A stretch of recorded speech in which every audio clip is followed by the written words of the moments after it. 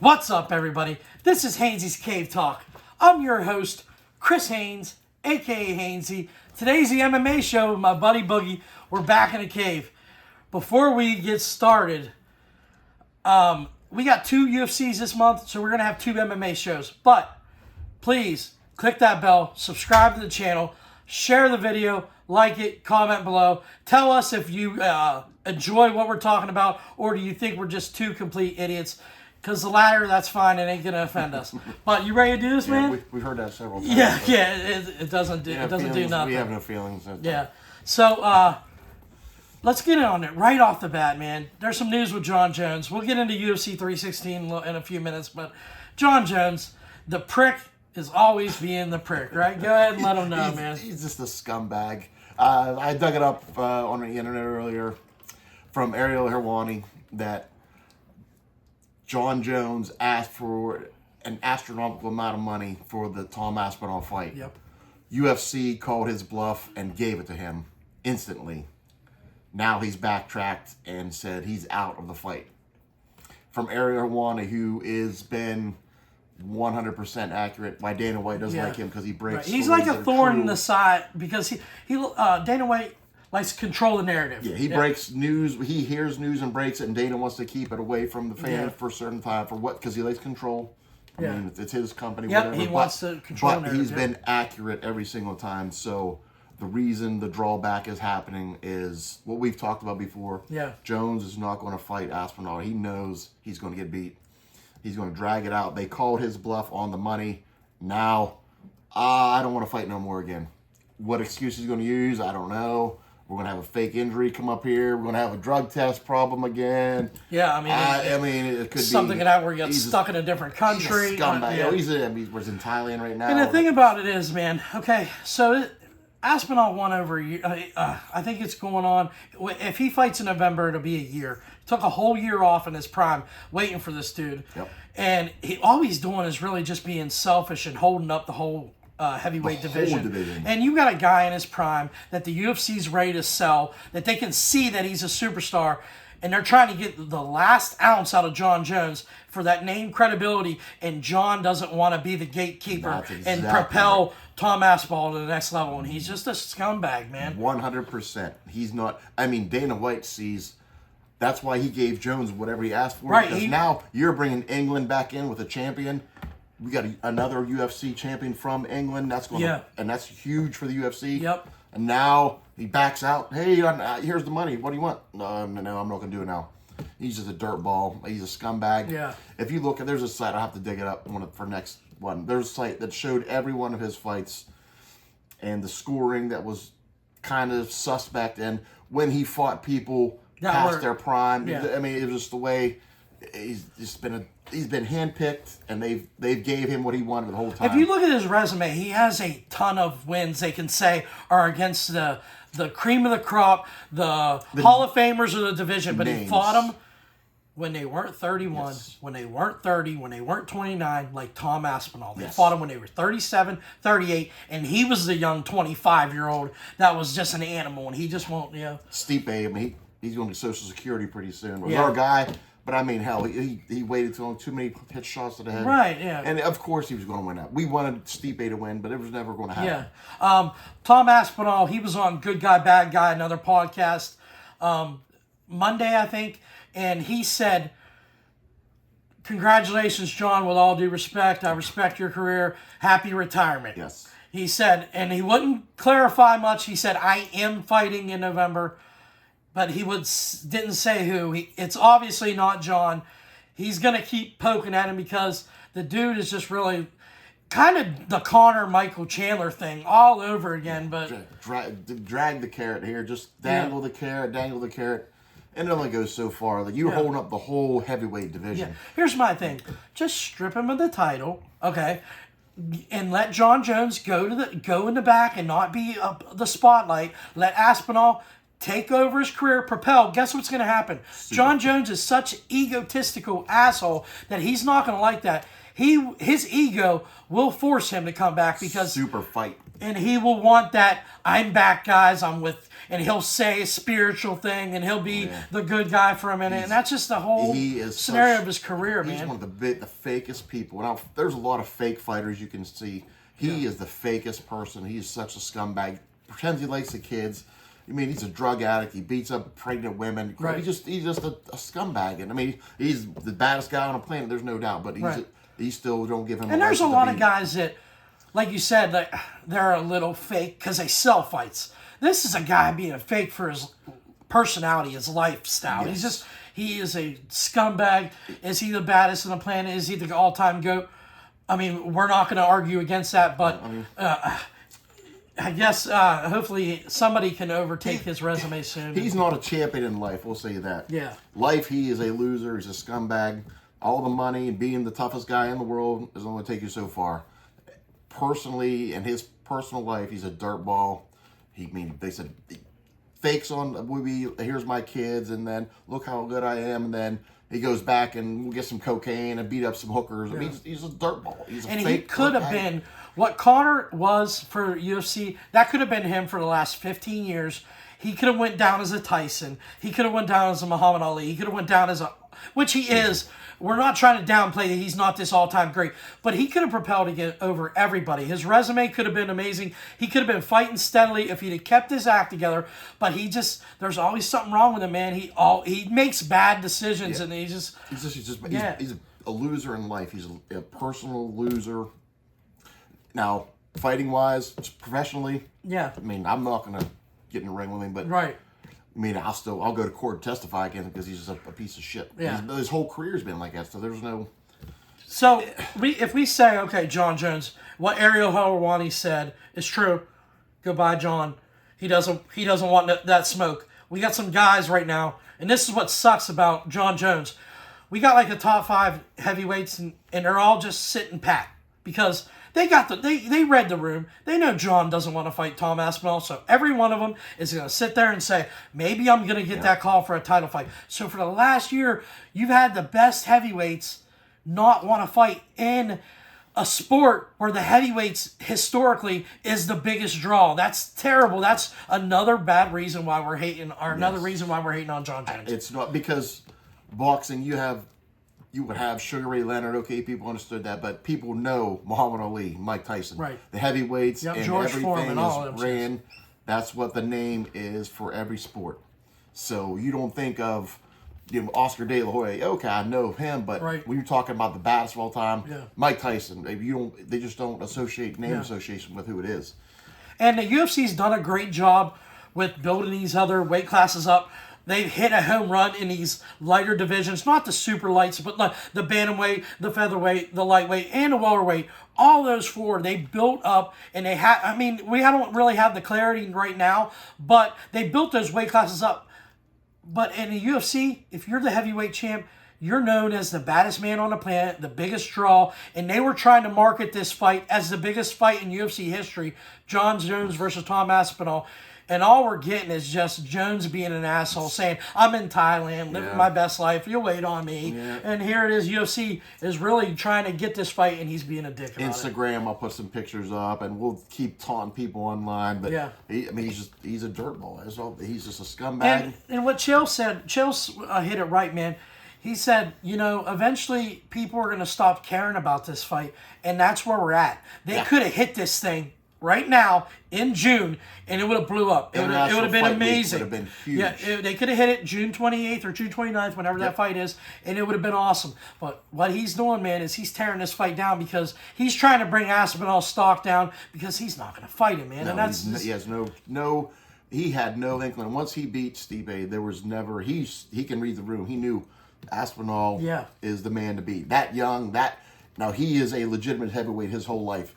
Stipe, he had to bulk up really to get to 140, 150. He walked around at 120, 125. You mean 240? Yeah. So he's walking in. He had to build up like Jon Jones had to build up to heavy. That's why he's fat slob now. But he's so skilled that he can do that. But again, he's picked on a Frenchman who gave up instantly. Yeah. That should have never even fought. He just gave up. We question his heart against everybody. He should never have been in there. So he's talking about Ciryl Gane. Yeah. You thought he looks the part 100%.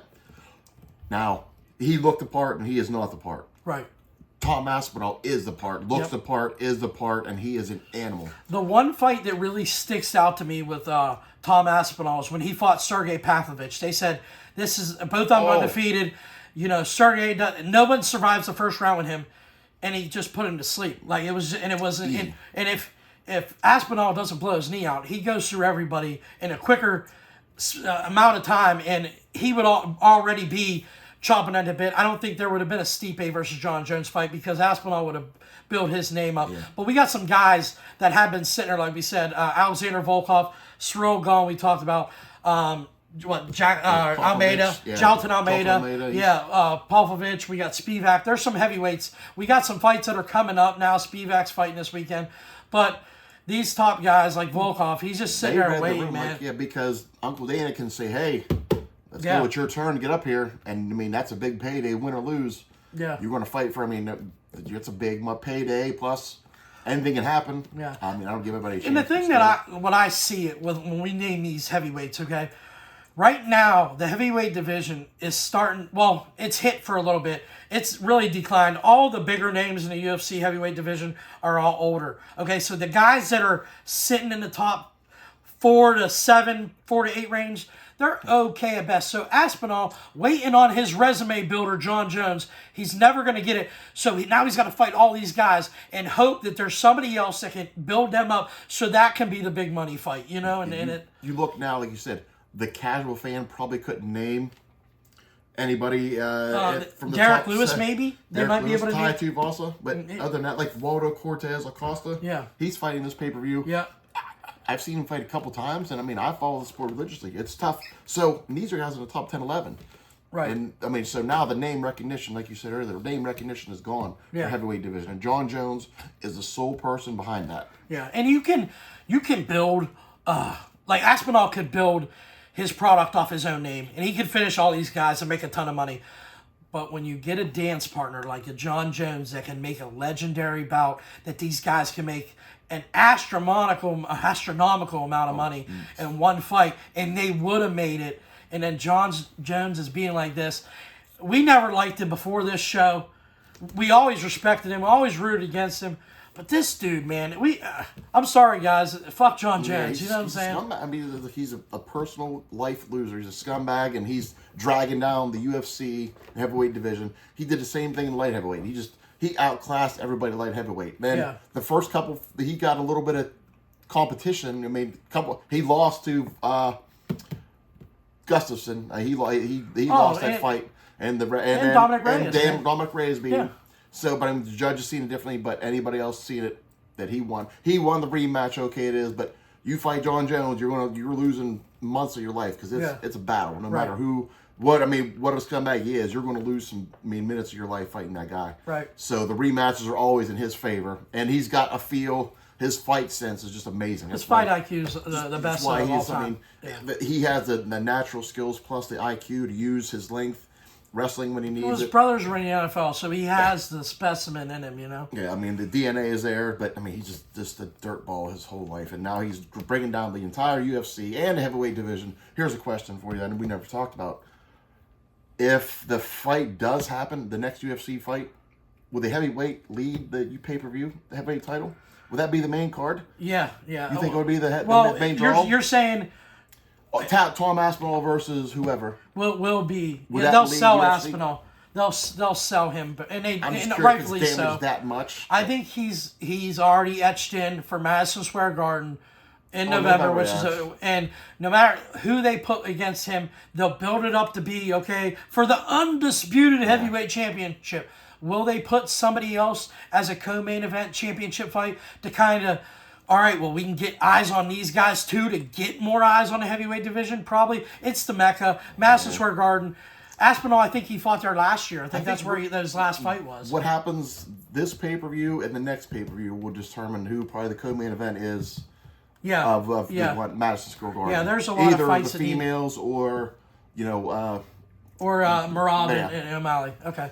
So, 15-minute rant on how bad we hate Jon Jones and another reason why we hate Jon Jones. But let's get into this weekend's UFC card. UFC 316. We got 2 bantamweight championship fights. Rob versus O'Malley 2, and we have Kayla Harrison versus Juliana Pena for the women's bantamweight.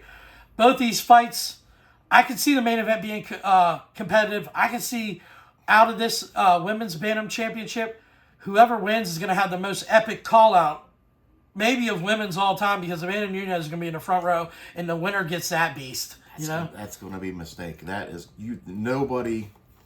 Nunes is just a different level, man. There's and she's hungry. She sees all the shit talking going on, and whenever she back. focuses in, she can come back. She's rested. Her body's rested. You give her 6 months to dig into a camp to fight Harrison. Yep. Which, I mean, Harrison's not going to be able to get a hold of a wrestler because she hits so hard. There was no way, and Pena beat her once because she wasn't prepared. She overlooked her, and then the rematch embarrassed her, just annihilated her. So we'll break that fight down. Let's start off with some. We'll go through the whole main card, but we'll get into that fight in depth because I have a lot to say about Kayla Harrison. Yeah. Okay, the first fight on the main card is Vicente Luque and Kevin Holland in a fight where it means nothing for rankings, title bouts, but this fight is, in my opinion, is going to be an exciting fight, man. This is for the fans. This fight is for the fans 100% because Luque will take a beating. You think he's down, he's staggering around, then he could choke you out. He could hit you with an uppercut. He could hit you with a kick. And Holland is going to be entertaining like he always is. Yeah.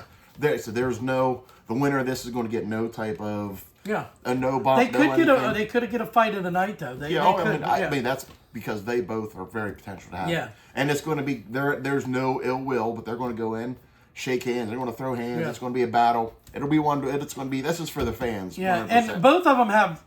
I would say Vicente Luque has better grappling skills than Kevin Holland, but Kevin Holland can hold his own. He's a black belt. But neither one of these guys are going to shoot for a takedown. The one thing that sticks out in my mind is every time Kevin Holland makes weight and goes down to 170, he's a different kind of animal. 185, it's like he's collecting a paycheck. He knows these bigger guys are going to throw him around. He's going to try to land a couple shots, try to get out of there without getting killed, collect a paycheck. 170, that means he's grinding to get down to the weight. And I could see him coming out. I'm not sure what the odds are in that fight, but I could see Kevin Holland coming out there. Holland's a favorite. Yeah, I definitely could see that because Luque's on a downslide, but this is a big fight for them guys. Well, I mean, because it's supposed to be Nick Diaz. Last pay-per-view was supposed to be Nick Diaz and Luque, and then that Diaz, whatever his downfall was. But so now Holland stepping in, fan favorite. They know they're going to bang. Yeah. This one is for the fans. There's no rankings. This is for... Let's get maybe it said fight of the night. It's a main card kickoff, so like they get everybody riled up. That's gonna work. Yeah, it's kind of like the appetizer. Next fight is Mario Batista. He's 15-2 versus Patchy Mix. He is 20-1, coming straight from Bellator, correct? Yes. Yeah, and he's nasty, dude. He's nasty. He's really good. This is a good fight. Like I said, Bautista's no slouch. We're going to 7-fight win streak with Mario Batista. This kid's tough. It's going to we're going to find out. It's not like Patchy Mix didn't get some kind of scrub coming in here. Right. He's going to but here it is. The winner of this automatically vaults up there. Right there. They could be next. Yeah. But this is going to be that's a huge fight. So Batista's been on a roll. Patchy Mix comes in. One UFC fight. They may make him have another one, but depends on if he can dominate Batista. He's right up there. Batista has some great grappling, but Patchy Mix, man, is a different kind of animal. Yeah. One thing I do like, when they bring in these Bellator and PFL guys, they send them... We're going to find out how good you are right now. And that's a huge measuring stick with Mario Batista. He beat Jose Aldo his last fight. But Patchy Mix, I think he's going to be relentless, dude. Yeah, he has almost like a Marab gas tank. Yeah, he doesn't stop, but he has skills everywhere. Yeah, and I think he's a little bit more flashy. I have a bet, a best bet. Hainsey went 2 out of 3 last time. One of my bets is Patchy Mix on money line, and you could sprinkle in the sub. I think the sub's like plus 350, but Patchy Mix is minus 200, and I think he is the real deal. And if he can dominate Mario Batista, he's really quick to a title shot, right? Real quick.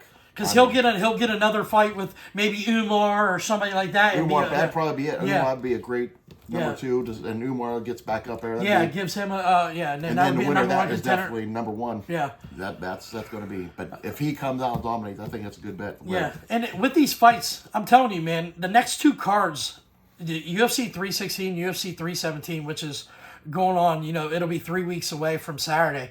These cards are money, man. And what's happened the last couple months is we've had these fight nights have been really bad. Last weekend was terrible, but we're coming. We'll get into that. June, we're going to get into that. But June cards are legit, man, and it starts with a bang with this International weekend. Fight Week usually steps off the beginning of the year is usually a big card. International Fight Week. Yeah. 4th of July. And the same and then end of the year. And we got a June 7th card that's really good that we're talking about now, So the next fight is Joe Pfeiffer.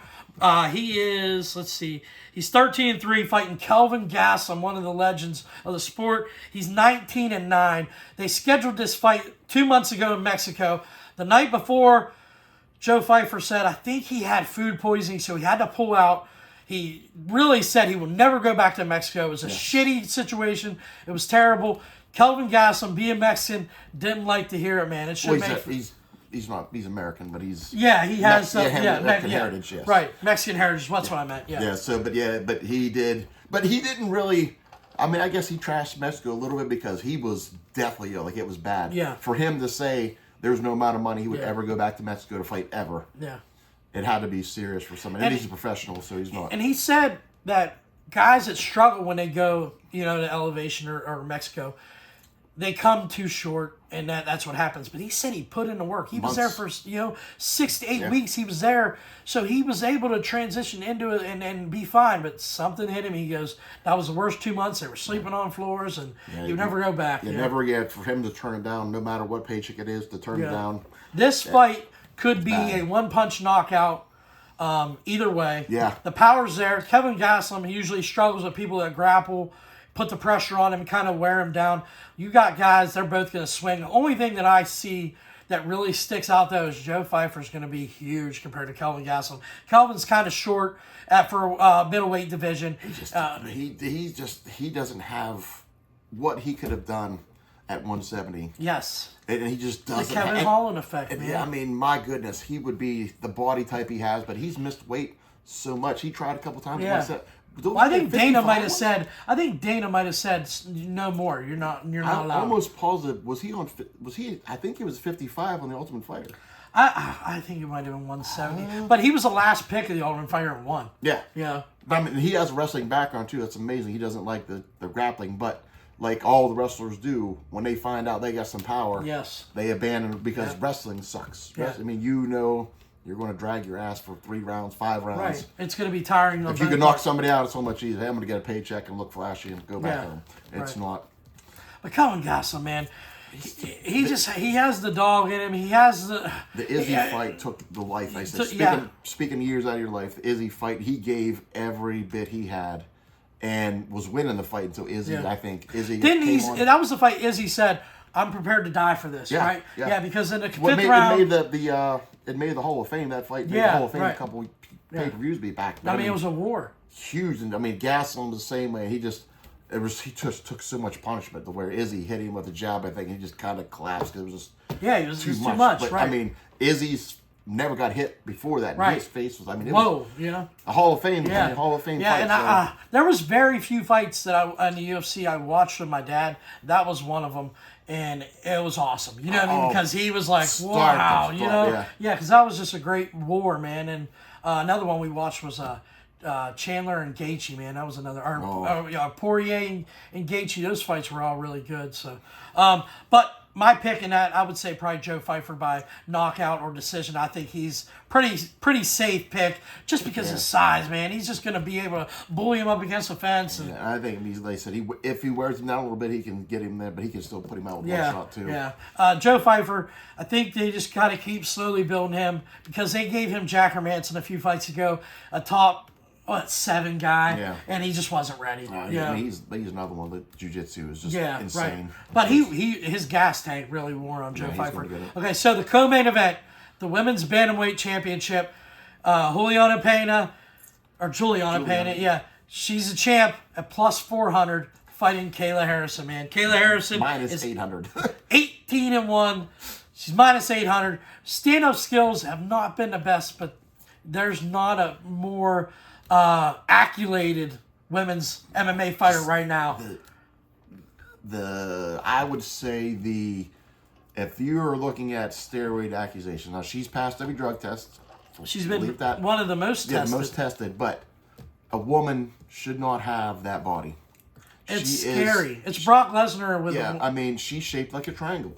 It's amazing. And when she gets, and she's a gold medalist. Yeah, in judo. Yep. So I mean, and just the power is there, the size. And Pena's got the dog. She's going to fight. She's going to do what she can do. But they're just outclassed. Yes. So, right. I mean, I wouldn't even say outclassed. They're just the size is going to be amazing fight now. They're going to make weight. It's going to look so. When they get in the ring, you're going to see Pena's going to be 30 pounds heavier. Yeah, because I don't think Pena's going to have to cut that much, and Harrison's going to have to cut a ton. This might be her only time that she's going to make actually 135 because you have that 1 pound allowance, and usually she hits at 136 because she's so big. So that extra pound is going to be, we'll see how much it sucks out of her and how drained she can be, but I'm telling you, she's world class. She's an Olympian. She's not going to be out tough by Pena, man. She's the toughest of the tough. When I see this fight, I can see it one way and one way only. I see one-way traffic. I see a beatdown. I see Kayla Harrison maybe being the first person to knock out Pena because Amanda Nunes beat her to death but didn't finish her. The first fight, Pena versus Nunes, there was something wrong with Nunes. And she gassed in the second round. There was something wrong with her. She overlooked Pena. Pena hit the lottery. Won the biggest fight of her career. Yeah. I mean, then the rematch, you've seen, but that's why. Prepared Amanda Nunes. After that one in November, it's going to be probably one of the co-main events there. Yeah, it could be. Yeah, you're right. Nunes comes out of retirement. Whew. But if I'm the UFC, if we predicting right now, Kayla Harrison, Julia Pena, 23% takedown defense. She's going to get taken down with one arm, okay? And then when it gets on top, you got an animal. So we're predicting Kayla Harrison. I have her by finish, okay? I have her because I can see I wouldn't see a knockout. Knockout would be a TKO. I could see in the fourth round of just this, and the ref coming in and saying, okay, even though it's not like a flash knockout, just enough's enough. Yeah, because she's going to be, her face is going to be swelled up. It's going to be like a basketball. It's going to be, it's going to be ugly. That's Money in the Bank. But I could see the UFC, if Kayla Harrison, if she wins, like we predicted her to win, and everybody else is predicting her to win, everybody's counting on, Pena. And what's the announcer's? John Anik. He said, there's something about Pena that he just loves, and she has a championship in her, and she's going to bring the fight. I think he's trying to just sell it and say, 100%. because this is going to be one-way traffic. But if Kayla Harrison does dominate, she gets out on that mic. At minus 800, if you got a couple bucks you want to throw away, you want to put $10 on Pena to win. Yeah. At minus 800. Well, plus 400. Plus 400. Sorry, yeah. So I guess you're not that big of a deal. I mean, you would win $40. I have Pena by finish. Or, I'm sorry, I have Harrison by finish. I think it's like minus 275. So that, because usually decision is what we're looking at, or grinded out decision. But I think she's going to submit her, or she's just, because eventually you got to call the dogs off. You got to accumulation of punches. Yeah. Is gonna be too much. So if Kayla Harrison wins this fight like predicted, she's going to get on the mic. It's going to be an epic call out. She's going to be, because she's very confident. She's going to be all over Nunes, calling her out. I could see this fight being one of the big main events at the end of the year. You said co-main event at Madison Square Garden. If the heavyweight, we're talking November, he's calling it out. That's why I asked you before. Do we think if one of these winners here... I think Tom Aspinall would be the main event. They would build up your 100% because you got a whole country you have to back. So they would have a whole tour. But I wouldn't put Nunes and Harrison on the same card as Aspinall because that's too big of. Aspinall don't need that much help. That's almost the fight where you can put the heavyweights at the co-main event. Yeah. It's tough. The women, that is going to sell. Yeah, right. That's going to be massive. Yeah, American gold medalist versus an all-time great. She is going to be relentless. Yeah. Because Nunez, she's called her out before. Oh, she knew I was coming. She retired. She ran from me. And, I mean, Nunez, I'm curious what the odds are. Well, she said that the Lioness is back. That's what man Nunez said. She's going to be ready. So, she don't need the money, man. So that's the thing. Like, it ain't like she's coming out to make the money. She just wants to build her legacy again. Obviously, if you guys can't tell, Amanda Nunes is probably a top 5 favorite MMA fighter of me in all time. I don't know where she ranks on you. I love her. I mean, the beginning of her career was kind of suspect because she was just You're there. right. She would show up and then she would get beat easily, give up. She had no heart. And then a switch turn. Then it was, I mean, I you say couldn't that bet about against her. Charles It was- Oliveira, man. Yeah, but he couldn't. He was on a too big a weight class. Yeah. But she's definitely top. I mean, women's. I would say I would give her number 1 right I now. would give her the GOAT. Yeah, for sure. I would give her the GOAT. Just because Ronda got embarrassed when she finally got one fight lost and it was a complete downhill. Yeah. Pena Nunez loses, comes back in a rematch when she was a champ, and then just utterly dominates the woman she lost to. I mean, absolutely destroyed her. It was not even. I don't think it was a 5-0. I think it was like 6 or 7-0 on the judges' scorecards because she was getting beat to death. Yeah, man. it was just a toy. Yeah. It was bad. All right. So the main event in a rematch, Merab, say his last name, Buggy. Dvalishvili. Yeah, Dvalishvili, man, that's tough. And Sugar Sean O'Malley, man, I'm messing these names up. All right, in a rematch, first fight, Merab did what Merab does, man. He just dominated. He kept closed in on the distance. Didn't give O'Malley a lot of time to throw his shots. They're saying O'Malley was hurt. I don't know, man. I don't see. Nothing changes. Nothing changes. I will say this, okay? Because I do like Sean O'Malley, okay? I do. I mean, he's winning grappling tournaments. Like he get on, but you can't do that in the 4th, 5th round when Rob is all over you. Here's 2 things because my heart is rooting for O'Malley. Yeah. I'm not betting O'Malley Saturday night. I'm not. No. Merab by decision. That should be a lock in. But if you want to sprinkle a little bit of O'Malley knockout, that's his only chance of winning. One thing I do love about Sean O'Malley right now, he cut off social media, went back, his hair's not dyed. He might dye it Saturday from the fight. He cut off the weed. I know he stopped playing video games. For a little sex for a while. He wasn't. The dude, if he's gonna lose Saturday, I think it's going to be his best shot. So I can say that. This is going to be the best version you're going to get of O'Malley now. Is it good enough? Probably not. But not just because the matchup. The matchup is just terrible. The first one was terrible. There is the injury, unless he had a broken arm or broken neck, nothing is going to change. It was his ribs. He couldn't grapple. I thought it was his hip or something. He had hip surgery. It was something he couldn't grapple. You're right. But I mean, still, it's not staying. This fight is not changing from the first one. Yeah. And he has to, now maybe he can defend the takedowns a little more.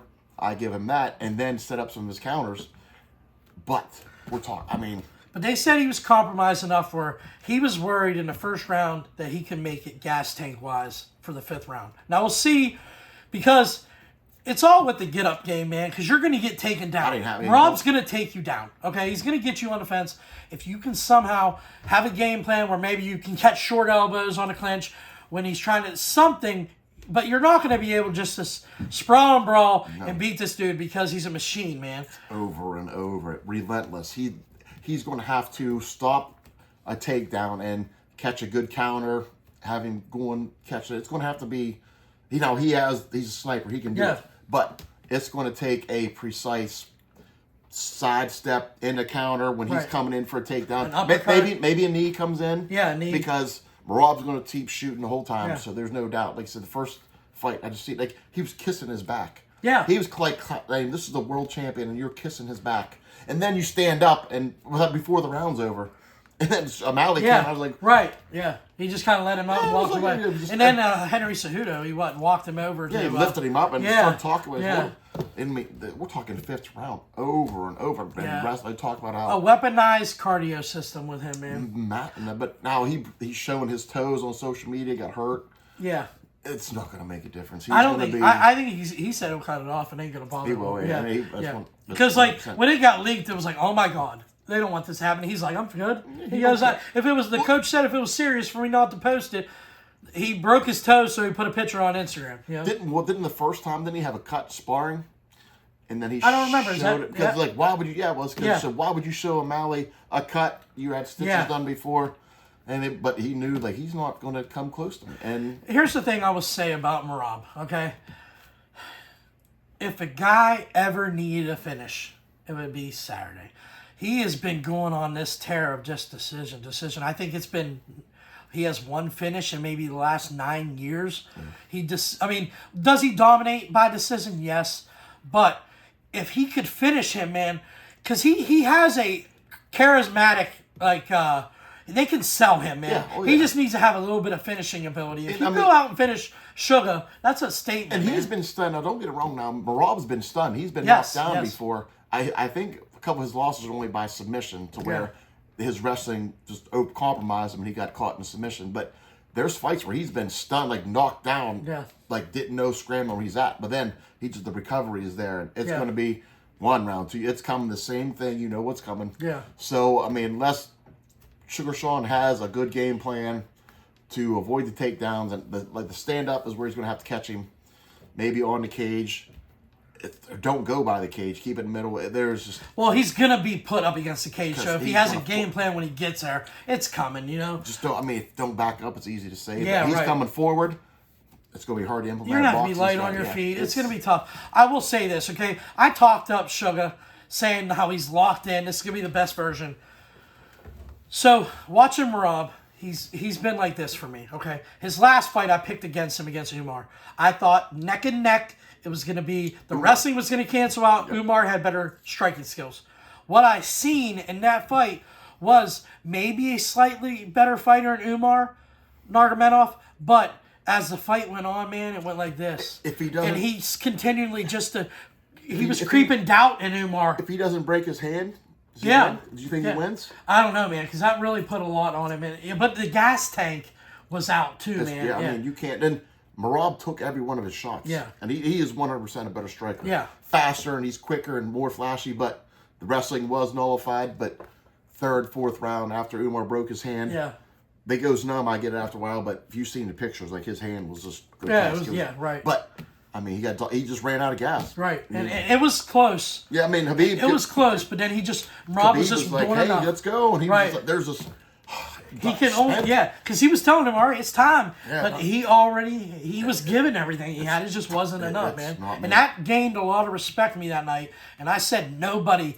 I wasn't going to pick against Merab, and I'm not today because seeing that, man, I picked Umar to win, and I was like, this is going to be the guy. Whoever wins this fight is going to make a long title reign. And we said it on the show, and I think we're still going to see, and I hope I'll be rooting for O'Malley Saturday night. But it just sell. But here now, do you have to give him the 3rd fight if he catches him? I would think that would be only fair, right? It would have to be a trilogy, right? You have to. They're going to sell. Like, they're coming off this time as nice guy, because even Merab was like, be mean, be mad. Like, he doesn't know how to act, because Sugar Sean's being polite and cordial. He's like, make me mad, do something, disrespect me. Yeah. And he's not coming in like that. He's just trying to lock in, man. And maybe that's a little bit of maturity. But still, when you look at the body size, he can't get, like, his legs are skinny. He stands straight up. He can't change a lot of that. So, like you said, matchup-wise, it might just be out of O'Malley's control. This just might be a guy that he's not going to be able to beat. You've got to catch him. That's the only way. That's the only way. Because look at like you said, even though that California kid, like if he didn't have to fight Cruz all the time, he would have dominated. But you just run in Phil Mickelson and Tiger Woods.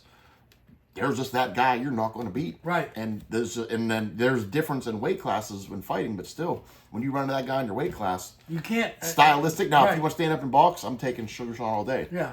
Just the matchup is just terrible. Yeah, and there's no way Sean could move down. I think he's just too tall to get down a weight class, and he would be way too small to move up. So, like, he's going to be stuck there for a little bit. There is going to be a nice little number 1 contenders fight I could see with Umar and Corey Sandhagen. I think that would be a good fight.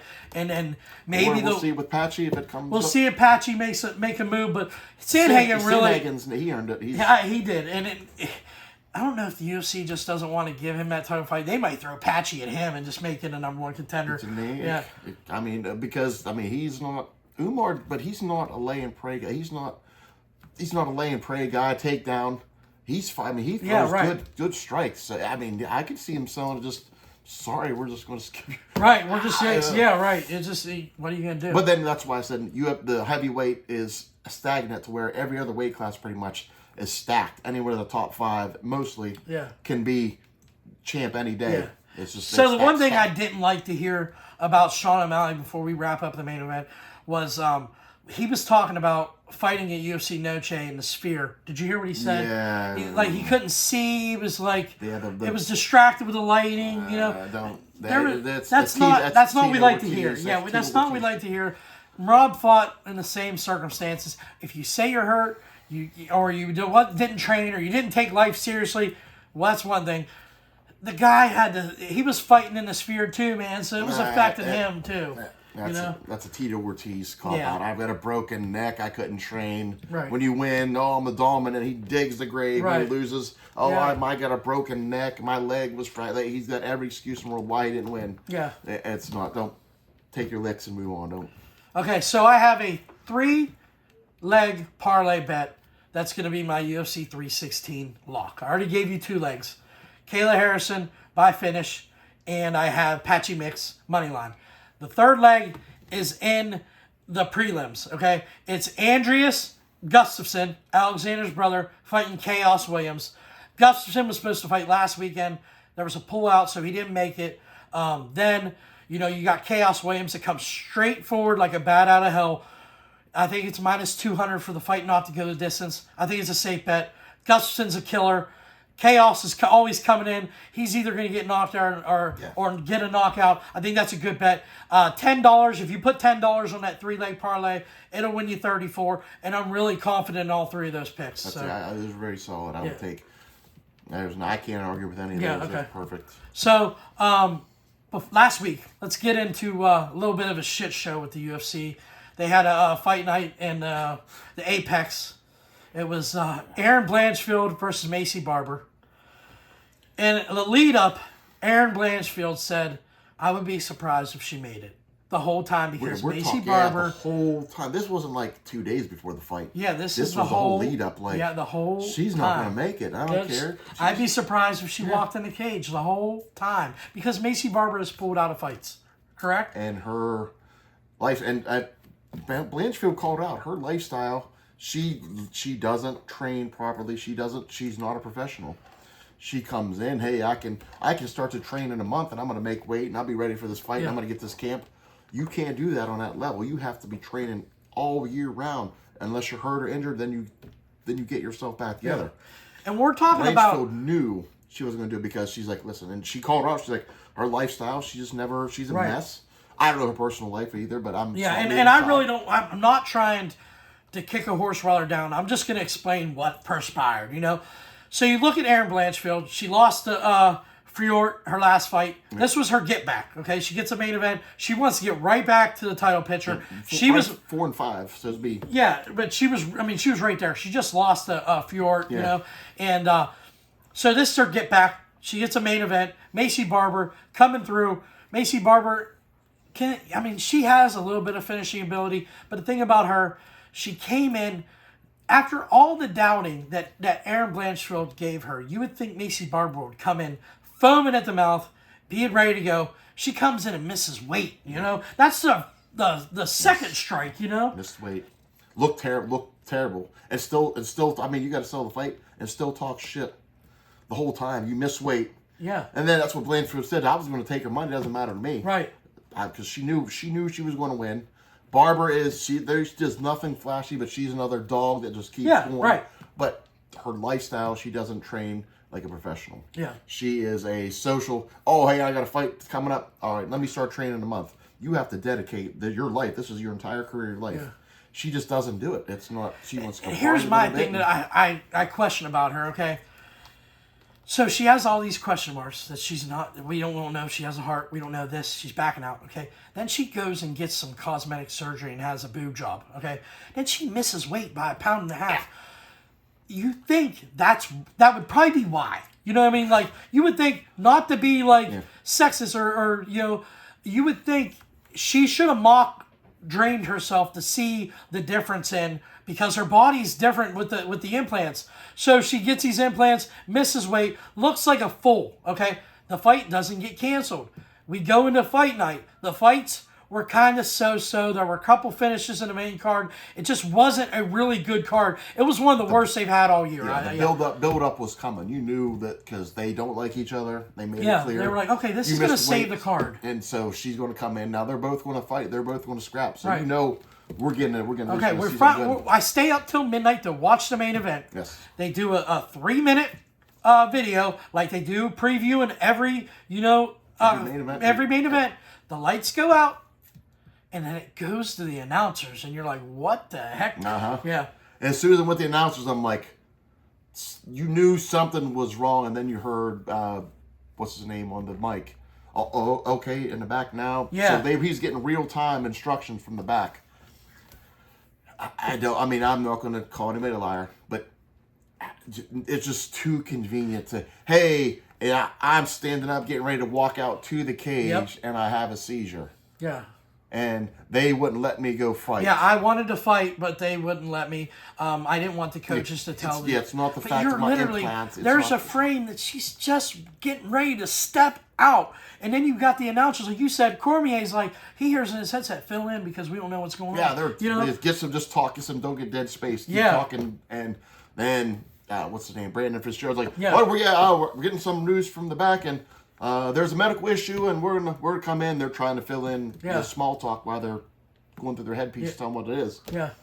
You just can't convince me you're going to miss weight, and then talk all that shit, and then we'll talk off air about seizures. Yeah. You know I'm going with this. I know. Right. We've seen somebody. I've seen a seizure be acted out. Yeah, acted out. Faked, right. And then caught.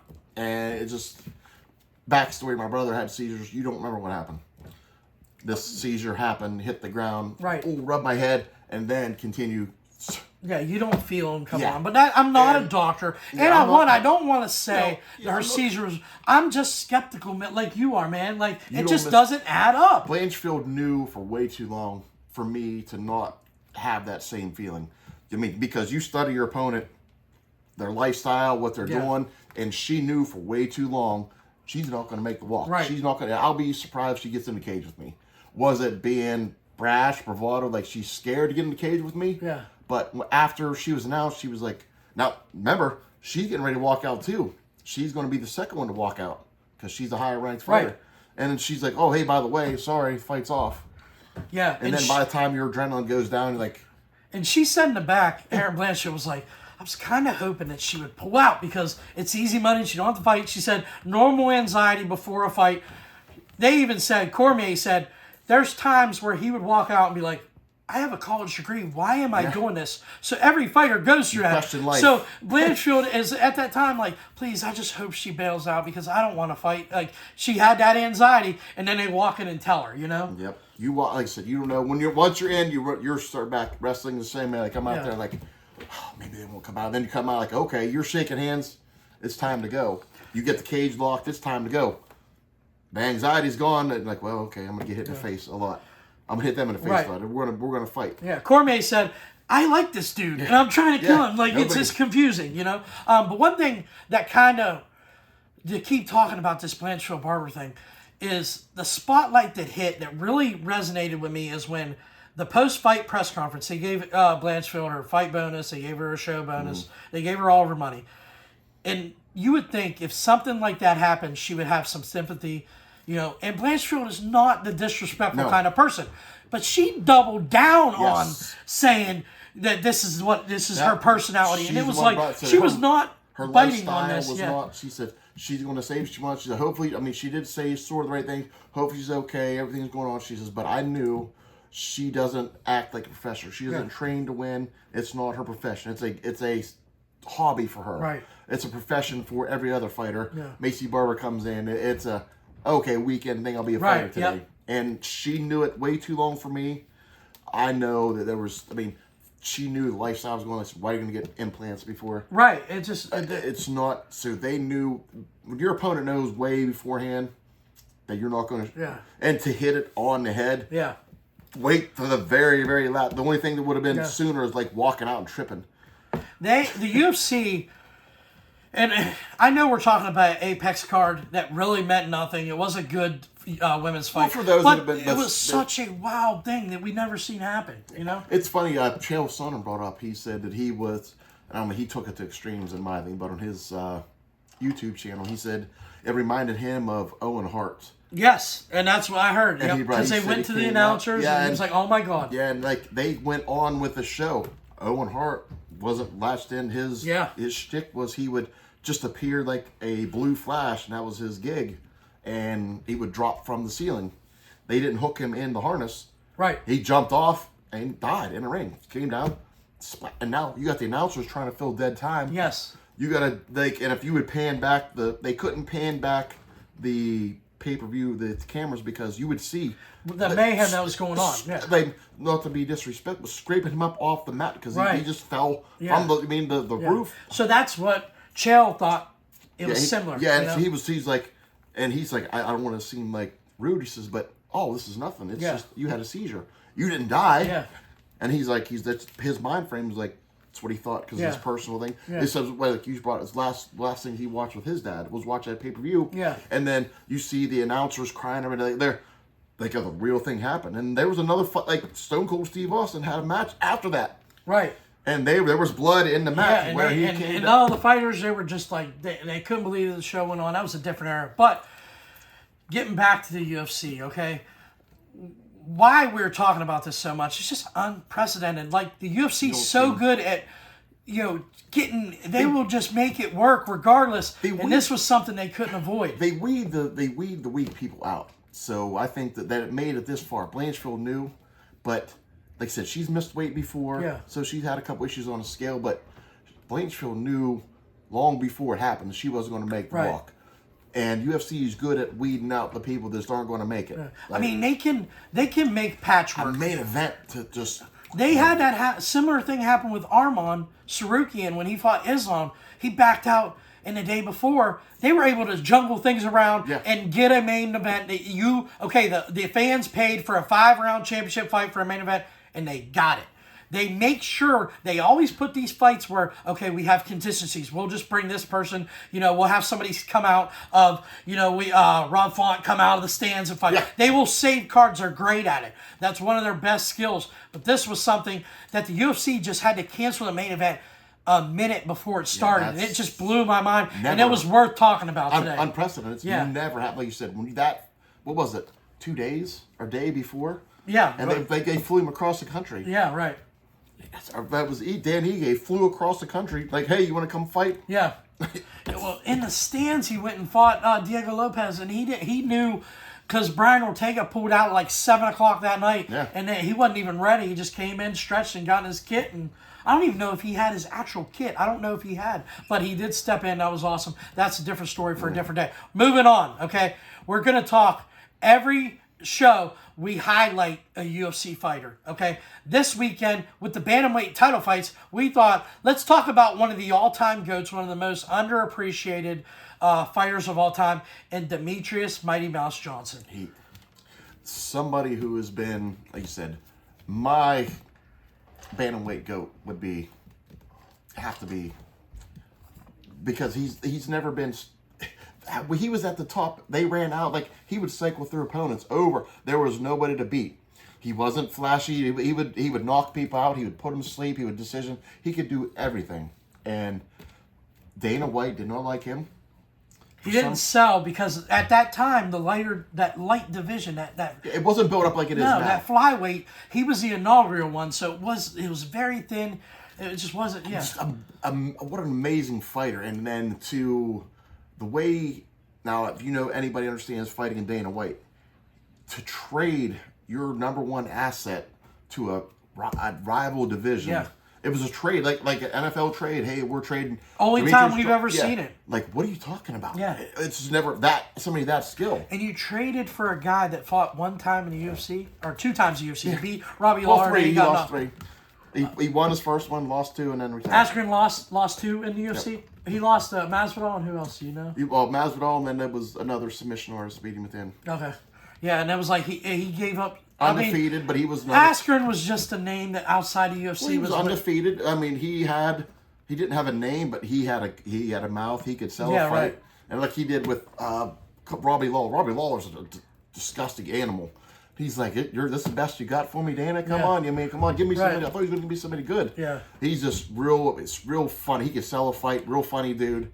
And then he gets knocked out. I will say this: the thing that I loved about Demetrius Mighty Mouse, okay, he was always tiny, obviously. He was a flyweight champion. But in WEC, I'm pretty sure they didn't have a 125 division. So he fought at 135.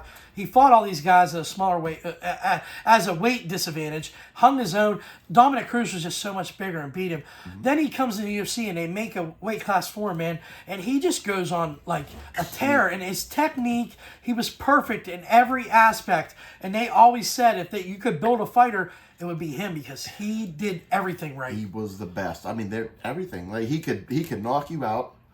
He could wrestle you. He could jiu-jitsu you. He was the pro. Like you said, if you want to sculpt a fighter, I'm going to go Demetrius Mighty Mouse Johnson, 100%. So his clear accolades. Okay, he was 25-4, 5 knockouts, 8 subs. Okay, most consecutive wins. Let's see here. Most consecutive wins in the flyweight division at 13. Tied for most wins in the flyweight division at 13.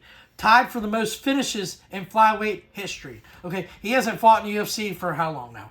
I mean, we're going on 5-6 years, probably, maybe more than that. I think. Okay, yeah, maybe 8. Okay, this is flyweight where you don't get knock out very many people. It's little guys that bang, bang, bang, and they go around, a little submission, or they made a decision that late. Yeah, he won 2013. Fox Sports gave him the male MMA athlete of the year. Then he won an ESPY in 2017. So that must have been his last year in the UFC because he was the fighter of the year. Yeah. And then he went into one championship, won a belt there after he got traded.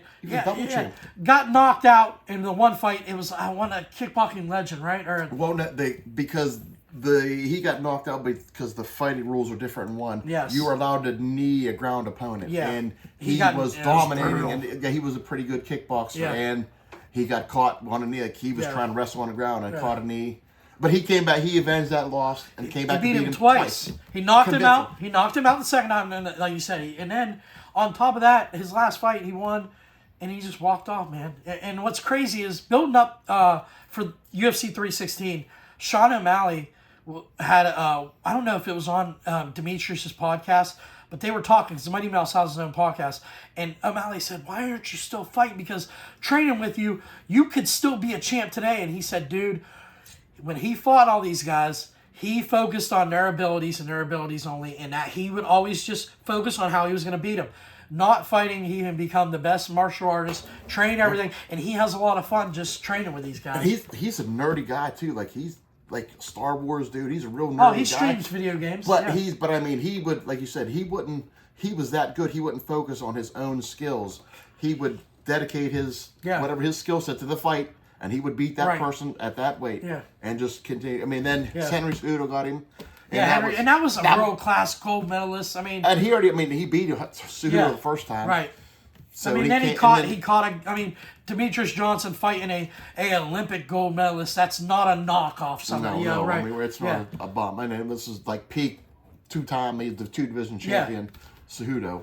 We can talk about that. What would happen if he just stayed in too? That's because So, but with Demetrius Johnson, he said he was talking to Sean. He was like, "Here's the thing, man. If I would be fighting, you and I wouldn't be hanging out right now. They just trained together," and he said how much fun he had rolling around. Demetrius Johnson went and trained with Khabib and those guys for Umar's fight.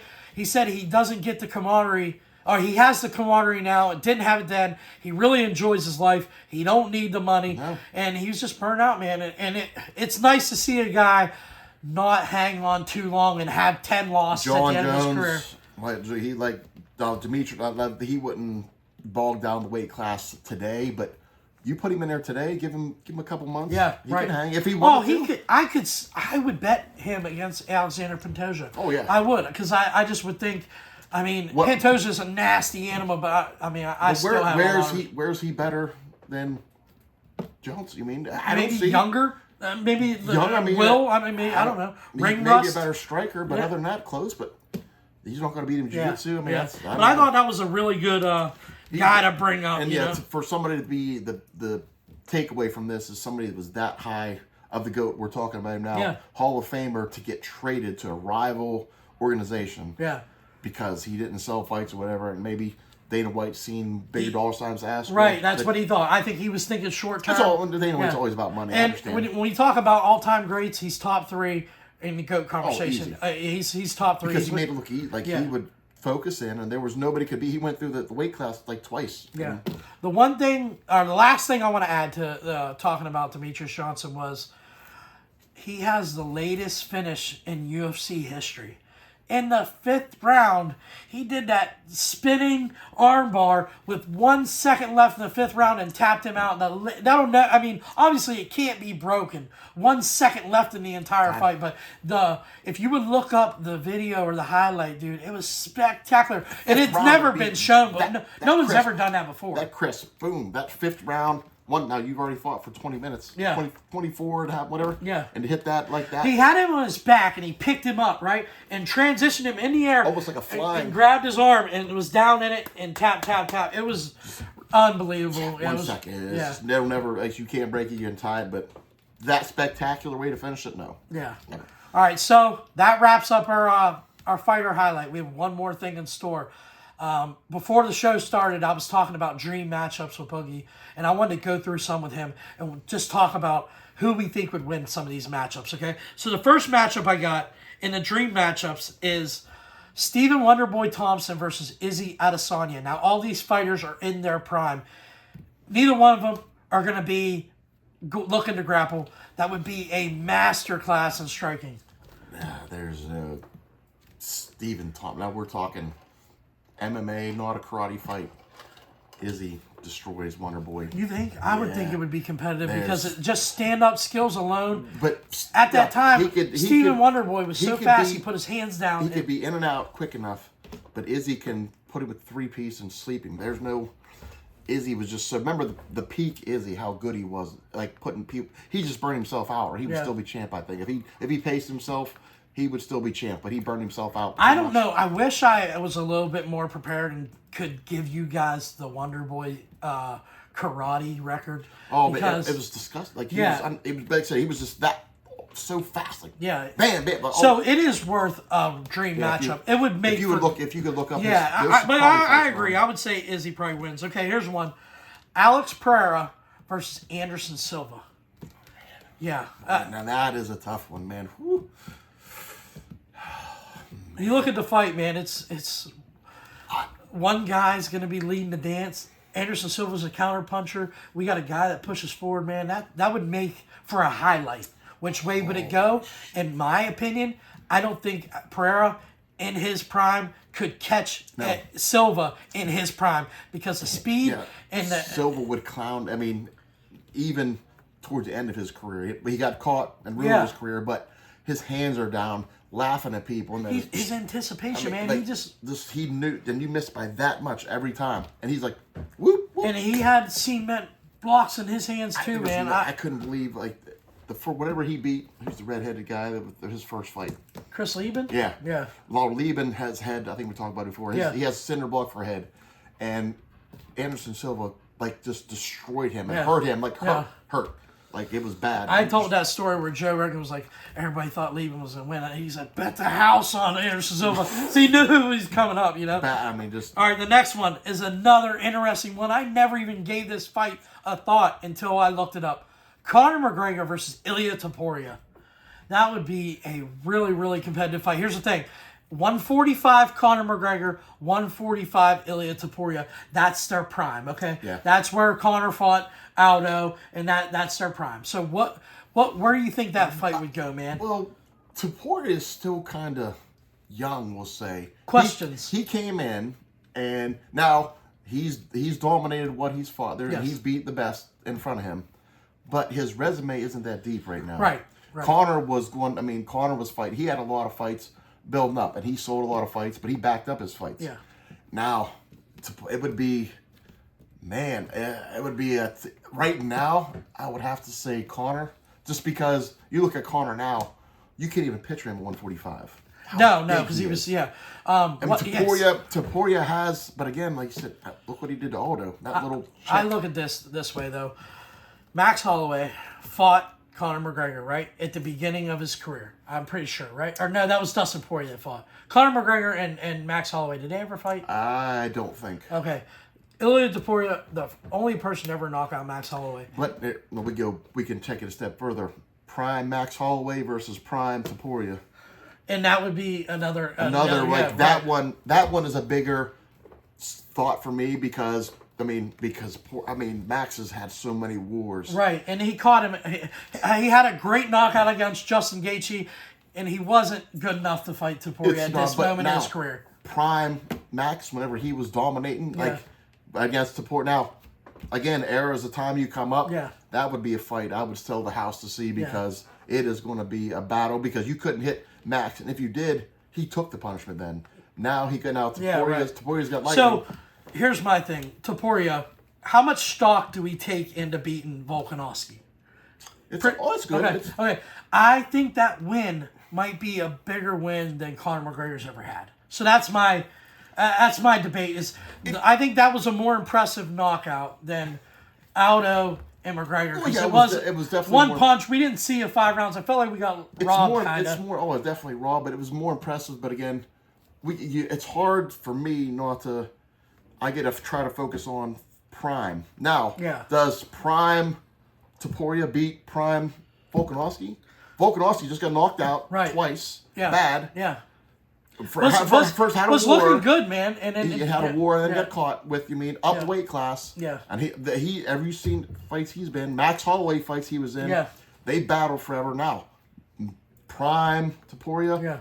Prime Volkanovski. Yeah. That is, but I'm telling you, Topuria has the grappling, man, and they always handpick McGregor with strikers for a good reason, man. They did a great job with that because he propelled to being a superstar. Yes. But if Topuria implemented his grappling, I think Topuria wins that fight. I just do. But that is taken away from prime Conor McGregor when he was a sniper, man. It was just that missile, and he was precise, man. And he had like the karate kind of stance too. He would hands down. He would come in so fast, and that left hand, the kick was massive. Yeah. But to me, I think a better comparison would be prime Topuria and prime Max Holloway, to where you wasn't knocking out Max Holloway. I don't care who you were. No. He was taking a shot from anybody. Yep. So he wouldn't get that knockout now. And Max was younger, a better, crisper boxer, more lean. I mean, it's going to be, and he's not going to wrestle Max like that. So it's going to be. So the next one I have on the list, okay. I should pull up your list, bringing up two different. No, Max isn't on. Max isn't on this list. Okay, the next one we've talked about before, so we're not going to get in depth. But they had GSP and Anderson Silva. We talked about that before. That's an all-time great. That would be one of the matchups we would always want to see, and it'd be tough to pick a winner. But here's a kind of interesting one: Francis Ngannou, Brock Lesnar. Could you see Brock Lesnar getting Ngannou to the ground and kind of no? You think it's just starching him? It's hard to say because Lesnar has zero stand-up. And Stipe was the first fight was able to dominate him for 5 rounds and took some of his shots and won a 5-round decision. Now Lesnar is bigger, he could got in a little better, but he's not going to have the movement boxing that Stipe had. It's a good decision, but I don't see there's no length of fighting for Lesnar. He was a flash in the pan. Hey, here I am, win a couple fights, now I'm a champ. Yeah. And then you beat a middleweight pretty much to win the title against I agree 100%. I see Lesnar as a guy. Yeah, he's going to come in. He can't move his head. At the right time, and as soon as he got these real heavyweights, they started tearing him up. And I see a lot of quit in Brock Lesnar when he gets hit. He turtles up. And he's a boy. That's a dream matchup because of name and notoriety. Man, I'm really messing up words today. Notoriety. I got it, guys. But I still see Francis winning. Yeah, because Lesnar's don't have the head movement. He don't have the stand-up skills, and Ngannou is going to put his fist through a cement wall. Here's an interesting one: Ronda Rousey and Cyborg. where would you see that in their prime? Cyborg was pretty. Only thing about Cyborg that I would say, No takedown, no. and she just didn't have the competition, man. We didn't know what she that's really what was. The potential was she just ran through people. Ronda at Ronda's prime, man. Before Holly Holm destroyed her life. But I mean, she would have to, if we have to go game plans. If Ronda stuck to take you down armbar, Ronda wins. Yeah. If she's going to try to stand up and fight like she did against Holly Holm, or against Linus. Yeah, Amanda Nunes. Yeah, or she's going to get rearranged. Right. Stick to what you're good at. Yeah. It's not. That's all. Here's an interesting one. Ready? Cain Velasquez, Fedor. Fedor. Now, like I said, I go way back watching Pride and stuff too. Prime Fedor was just, he was fighting the names in their prime. Where was he over? Oh man, what was it? Pride. Yeah, he was, and then he was in his own. There was another promotion. Yeah, but I mean, when he's in Pride, he was in Pride. I mean, he's beating Dan and both Nagueros. Oh, Dan Henderson. They're in their prime. Right. This was the dream matchup, and he was just untouchable. That was somebody the UFC could never sign. That's man. what killed me.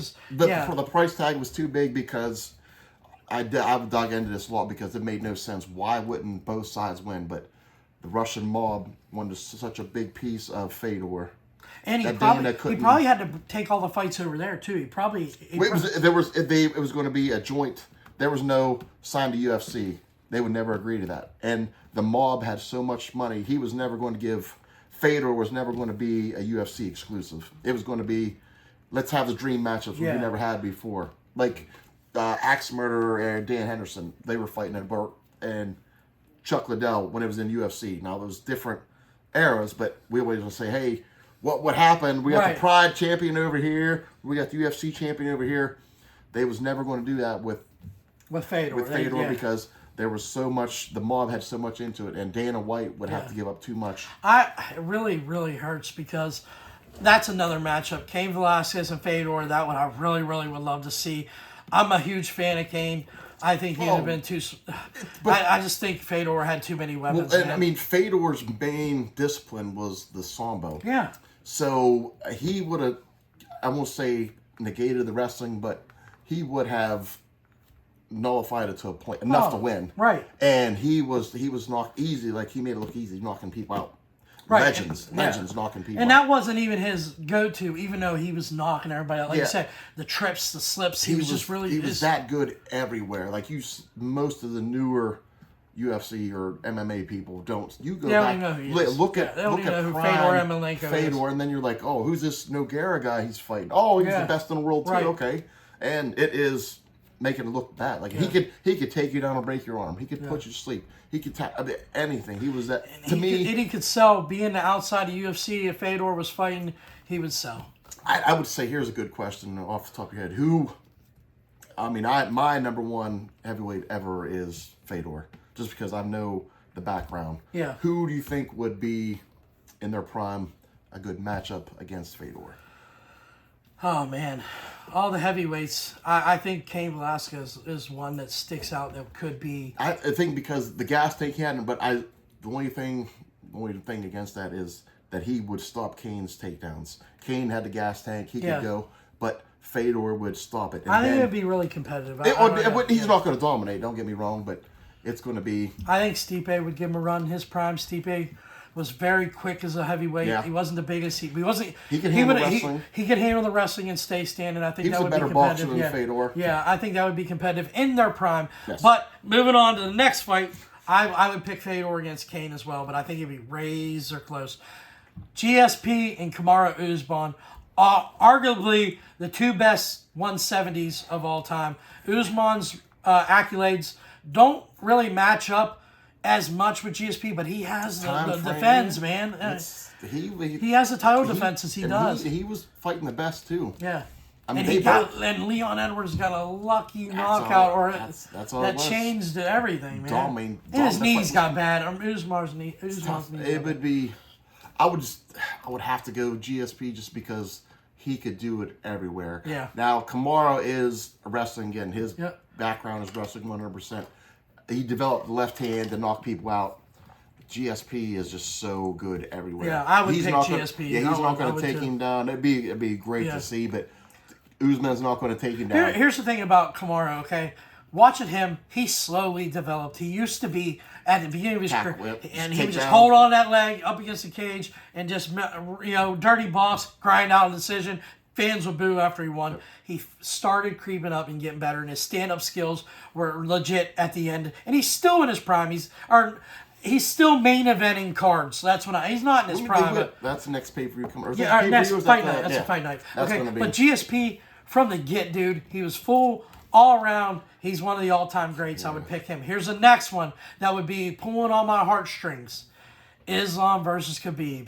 Where would you see that fight going? They both are 155 champs. I would like to see side by side when they made weight who would have the size advantage, because I can't really tell right now. They were both ginormous for the weight division. I would say Islam looks bigger to me. Yeah, he's massive, dude. But I mean, Khabib is just, there's the dog. He's going to get to him. I think he's a better grappler than Islam. Islam's a better striker, but Khabib is just relentless, dude. Khabib is going to get there. He's going to get that leg, and he's going to, the Dagestan, he's going to whack both legs around on the ground. Yeah. He's going to crawl up, and then he's just going to put you against the fence and do what he does and just maul you. I would have to go Khabib. Now, it would be razor thin, I think. He could get it. Khabib's Islam keeps it standing. I could see where he would be in a decision. Khabib's been stung a little bit. He's been stung on his feet a lot. So if he could keep it up and hit him. I just picked a guy to lose that's never lost a round in his career. That's a good bet to have. Yeah. That's a good bet because he's there. Well, they say his first fight, there was one. I remember that Khabib decision, lost. Or the rounds were questionable he should have lost, but whatever. All right, the last one kind of is, it goes full turnaround with the start of the show. Fedor versus Jon Jones in a heavyweight all-time GOAT conversation fight. Oh, man, I don't see Jon Jones winning that, man. I don't see it at all. Fedor, not in a heavyweight. Fedor isn't a Nagatu size heavyweight.